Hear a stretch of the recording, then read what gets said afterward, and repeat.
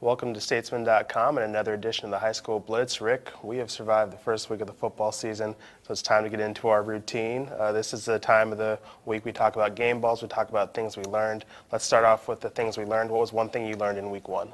Well, one thing I learned was that Mulbacar, the great running back at Reagan, can do it all. He's not just a great running back. He had 100 and something yards and a touchdown. But he had 17 tackles and a big loss. But 17 tackles and a big fumble return for a touchdown. When he goes to college next year at the University of Houston, they're going to have to determine, is the guy offense or is he defense? Because he can do them both very well. Yeah, they have options. One thing I learned is I need to quit picking against Cedar Park. That never works out for me.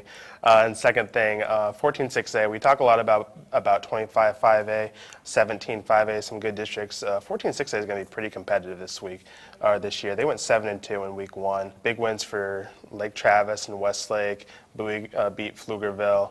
Austin High had a fantastic finish against McNeil.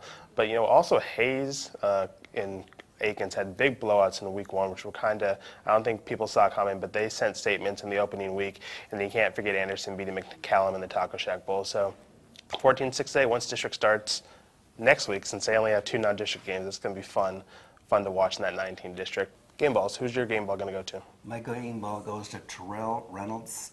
Probably haven't heard of him because he plays for Taylor, which doesn't get that much publicity. But Taylor won a big game against Robinson, 43-41. Mr. Reynolds, 325 yards passing, 4 touchdowns. A big win for the Ducks, and I know Kirk Bowles is over there smiling somewhere right now.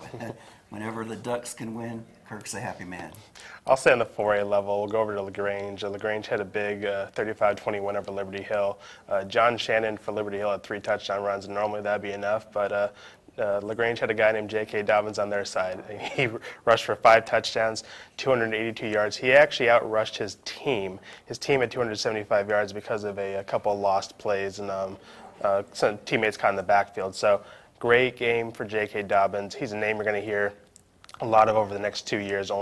He's a junior, and he's a big recruit that Texas A&M, Oklahoma want him. So if that's what they're going to get, those college fans should be pretty excited. But the Leopards get him for 2 more seasons. I know they're happy about that. Those are our game balls and our previews. Check back with us later in the week, and we'll be previewing game week 2.